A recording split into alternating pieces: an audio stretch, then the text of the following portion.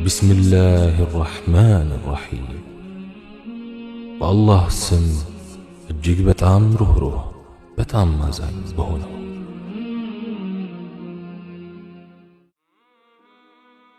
أما بعد إن في الدنيا جنة من جنان الآخرة. بسم الله والصلاة والسلام على رسول الله. በመቀጠል ከአኺራ ጀነቶች የሆነች ጀነት ዱንያ ላይ አለች። የዚህችም ጀነት ነዋሪዎች ከሆኑ ሰዎች የተወሰኑትን ባይኔ አይቻለሁ። በጣፋጭነቷና በውስጧ ያለውን ስነ ልቦናዊ ምቾት እንዴት እንደተደሰቱ አይቻለሁ። አንተም ይህችን ጀነት ማየት ከፈለክ የሚሰማህን ጭንቅና ጥበት ለአላህ ስብሓንሁ ወተዓላ አሳልፈህ ስጥ። በዚያን ጊዜ እነዚህ ጭንቀቶች ከልብህ ወደ ሌላ ቦታ የተዘዋወሩ ያክል ይሰማሃል። ለምን? አላህ ስብሓንሁ ወተዓላ በእርሱ ተማምነህ እንድትመካ ስለጠየቀህ። የጠየቀህን በትክክልም አድርገሃል። ጥያቄህንም እንደሚፈጽም እርግጠኛ ነህ። ሁሉን ቻይ የሆነው አምላክ በተከበረው ቃሉ እንዲህ ብሎ የለ ቃለ ተዓላ አለይሰ አላሁ ቢካፊን ዐብደህ፣ አላህ ባሪያውን በቂ አይደለምን? እኔ ጌታዬ ባሪያህ ነኝ። እናም በቃል ኪዳንህ በቻልኩት አቅም እጸናለሁ። በአንተ ተመካሁ በል። በእርሱ ከልብህ ከተመካህ የእሳቱ ነበልባል እንደ ጠፋ ያክል ይሰማሃል። ያኔም ጭንቀት የለ፣ ሐሳብ የለ፣ ትካዜ የለ። ያ አላህ በአንተ መመካት ምንኛ ደስ ይላል። በጋለ ጭንቀት ለምትሰቃየው ነፍስም በቅዝቃዜው የምትረካበት መመካት ነው። ምስኪን መን ለም የተወከል ዐላ ረቢህ፣ በጌታው ያልተመካ ምስኪን ነው። ወላሂ በአላህ እምላለሁ በእርሱ በሚመኩት ሰዎች ልብ ውስጥ ብቻ የሚገኘውን ይህን ምቾት የማይሰማው ምስኪኑ ነው። እኔ ወላሂ አንዳንድ ሰዎች ዱንያቸውን በችግሮች ጭንቀቶችና ሐዘኖች ሁሉን ቻይ በሆነው አምላክ ሳይመኩ እንዴት እንደሚሸክሙ አላውቅም። ላ ዩጀድ ሸይእ አለዝ ወላ አሕላ ወላ አክተር ራሓ፣ አንድ ባሪያ ሸክሙንና ጭንቀቱ ሁሉ ለጌታው አሳልፎ ከመስጠት የበለጠ የሚጣፍጥ የሚመችና ሰላም የሚሰጥ ነገር የለም። አላህም ክብር ምስጋና ይገባውና በእነዚህ ጭንቀቶች ያሻውን ያደርጋል። ክብር ለእርሱ ይሁን።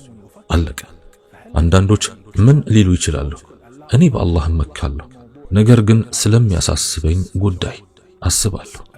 ስለዚህ ፍጹም መመካትና መተማመን ማለት ምንም ስለ ጉዳይ አለማሰብ ማለት ነውን? ሊል ይችላል። ለዚህ ሰው መልሳችን የሚፈለገው አሉታዊ ሐሳብ እንዳይኖርህ ነው እንጂ አዎንታዊ ሐሳብማ ወይም አስተሳሰብ ይፈልጋል። እንዲያውም ይበልጥ በአላህ ላይ እንድትመካና መልካም ምንዳን ያጎናጽፈሃል። መልፈርቅ التفكير السلبي هو ልዩነቱ ምንድነው ካልን አሉታዊ አስተሳሰብ ጭንቀት፣ ውድቀትን መጠበቅ፣ መጸጸትና ተስፋ መቁረጥ ሲሆን አዎንታዊ አስተሳሰብ ደግሞ በአላህ ላይ መልካም ጥርጣሬ ኑሮ ማቀድና ጉዳዮችን በአግባቡ መምራት፣ በእርሱ በተመካህበትና ላንተ ዋስትና በሰጠህ ስጦታዎቹ መተማመን ማለት ነው። እንደዚያ የምታስብ ከሆነ አዎንታዊውን ሐሳብ ላይ ከሆነ ያለው እንግዲያውስ ቀጥልበት፣ በርታበት። አንድ ሰው በአላህ ከተመካው በኋላ አሉታዊ አስተሳሰብን እንዴት ማቆም ይቻላል ብሎ ሊል ይችላል። ማቆም አልችልም። ሁሌም ሸይጣን አሉታዊ ነገርና ጭንቀትን እንዳስብ ያደርገኛል። ለዚህ ሰው መልሳችን በመጀመሪያ ማወቅ ያለብህ አንተነትህን የሚቆጣጠረው አንተው ራስህ ነህ ወይንስ ሸይጣን ነው? መኪናን እንደምታንቀሳቅሰው ሸይጣን ያንቀሳቅስሃል? አይደለም፣ በእርግጥ አይሆንም። ሸይጣን ምንም ነገር እንድታደርግ ሊያስገድድህ አይችልም። ሊያስገድድህ ቢችል ኑሮማ አላህ ስብሓንሁ ወተዓላ ተገደህ ላደረግከው ነገር ሁሉ አንተን አይጠይቅህም ነበር። ስለዚህ አንተ ነህ ራስህን መቆጣጠር የምትችለው። ለዚህም ማስረጃ አልሰጥህም፣ ነገር ግን ሸይጣን ራሱ እንዲናገር እተወዋለሁ። ሁሉን ቻይ የሆነው አላህ ስብሓንሁ ወተዓላ በሱረቱ ኢብራሂም አንቀጽ 22 ላይ ሸይጣን ለሰው ልጅ በትንሣኤ ቀን ምን እንደሚል ሲገልጽ እንዲህ አለ። وقال الشيطان لما قضي الأمر إن الله ነገሩን በተፈጸመ ጊዜ ሸይጣን ይላችኋል፣ አላህ እውነተኛውን ቃል ኪዳን ገባላችሁ፣ ቃል ኪዳንም ገባሁላችሁ፣ አፈረስኩባችሁ። ለኔም በእናንተ ላይ ምንም ስልጣን አልነበረኝም፣ ግን ጠራኋችሁ፣ ለኔም ታዘዛችሁ። ሸይጣን ሊቆጣጠረህ ካልቻለ በዛ ከተባለ ማድረግ የሚችለው ነገር ቢኖር ባሉታዊ መልኩ እንድታስብ ማድረጉ ነው እና እሱን ሰምተህ የመከተልህና ያለመከተልህ ያንተ ውሳኔ ነው። በዛ ከተባለ ማድረግ የሚችለው ነገር ቢኖር ተስፋ ለመቁረጥ መጋበዙ ነው።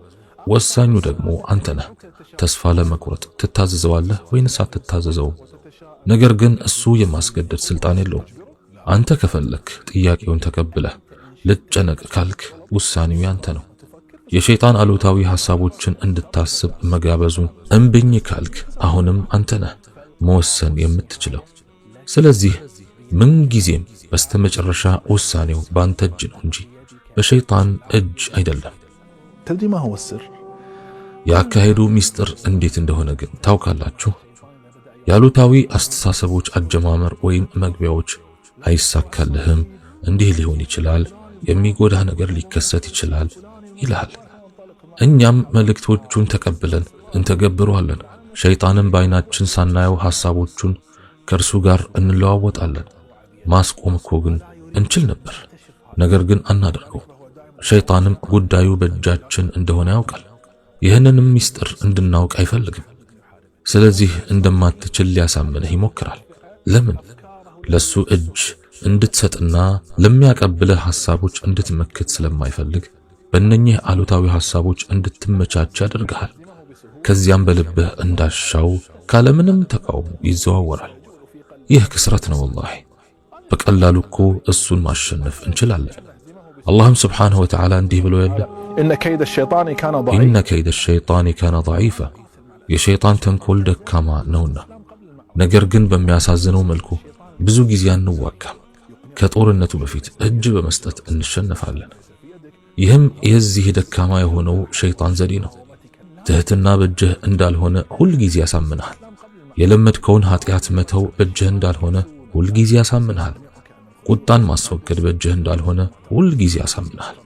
ይህ የሚያደርገው እሱን ከመቃወምህ እንዲያርፍ ነው። المصيبة أننا نصدق كل هذا الخداع። ትልቁ ሙሲባ ደግሞ እነኚህን ማታለያዎቹን ማመናችን ነው። ምሳሌ ልስጥህ። አሉታዊ አስተሳሰብን ማስወገድ እንደምትችል የሚያረጋግጥልህ አንድ ምሳሌ ልስጥህ። አሉታዊ አስተሳሰብ ብቻም ሳይሆን የማትፈልገውን ነገር ሁሉ እንዴት መተው እንደምትችልም ጭምር አረጋግጥልሃለሁ። ሁሉን ቻይ በሆነው አላህ የሚተማመንና የሚመካ አንድ ባሪያ ለሩብ ሰዓት ጭንቀቱን በአሉታዊ መልኩ ቢያስብና በድንገት አንድ በጣም ሀብታም የሆነ ሰው ማለትም ገንዘቡን እንኳን መቁጠር የማይችል ሀብታም 1 ሚሊዮኑ እንደ 1 ብር የሚቆጥር ሰው ነው እንበል። እናም ይህንን ጭንቀት ላይ ያለውን ሰው መርዳት ፈለገና ማሰብ ካቆምክ 1 ሚሊዮን ብር ሰጣለሁ፣ እናም ለአንዲት ሰዓት ብቻ ቁጭ ብለህ አንድ ጌም ወይም ጨዋታ ተጫወትና እሰጥሃለሁ ቢለው፣ እስቲ በአላህ ይሁንብህ እውነቱን መልስልኝ። አንተ በዚህ ሰው ቦታ ብትሆን በአሉታዊ ሐሳቡ ላይ ለመቀጠል ስትል ብሩን እምብኝ ትላለህ ወይንስ ትቀበላለህ? ወላሂ እንኳን እስከ ሐሳቡ ቀርቶ ሌላውንም ነገር ልንተው እንችላለን ለገንዘቡ ስንል። ስለዚህ እንችላለን ማለት ነው። አላህ ከሁሉ የላቀ ምሳሌ ነው። በዚህች ዱንያ ላይ አላህን ከማስደሰት በአላህ ላይ ከመተማመን እሱን እያሰቡ ከመረጋጋት የሚበልጥ ነገር አለ? በሱ ላይ ለመመካት ስትል ሁሉን አሉታዊ ሐሳቦች ለሱ ስትል ብትቶ ለአላህ አይገባውም ብለህ ታስባለህ? አሉታዊ አስተሳሰቦችን መተው አልችልም፣ ኃጢአትን መተው አልችልም፣ ያን መተው አልችልም በሚሉት የማታለያ አባዚዎች ራሳችንን አናኑር። አለበለዚያ እንደምንችል በዱንያ ላይ ካላመነን የቂያማ ቀን ጊዜው ካለፈ በኋላ እንችል እንደነበር እንረዳለን። በተለይ ሸይጣን መጥቶ እንዲህ ሲል ለኔም በእናንተ ላይ ምንም ስልጣን አልነበረኝም፣ ግን ጠራኋችሁ፣ ለኔም ታዘዛችሁ። ስለዚህ አትውቀሱኝ፣ ነፍሶቻችሁንም ውቀሱ። ወዳጄ ሁሉን ቻይ የሆነው አላህን ሱብሓነሁ ወተዓላ ታምናለህ ወይንስ ጠላትህን ነው የምታምነው? ውሳኔው ያንተ ነው። ራስህንና አስተሳሰብህን መቆጣጠር ትችላለህ። መሪውን ከሸይጣን ተቀበልና በእጅህ ላይ እንደገና አድርገው። ባሳመነህ የውሸት ሐሳቦች ምክንያት ለረጅም ጊዜ እጁ ላይ ያደረገውን መሪ ቀማውና ተቆጣጠር። ለእምሩህ መልካም ሐሳቦችን የምትሰጥና ክፉ ሐሳቦችን የምታስወግድ መሪ ሁን። በአላህም ፈቃድ ትችላለህ። በማይሞት ሕያው በሆነው አምላክ ላይ ተመክተሃልና በማመስገንም አወድሰው። وسبح بحمده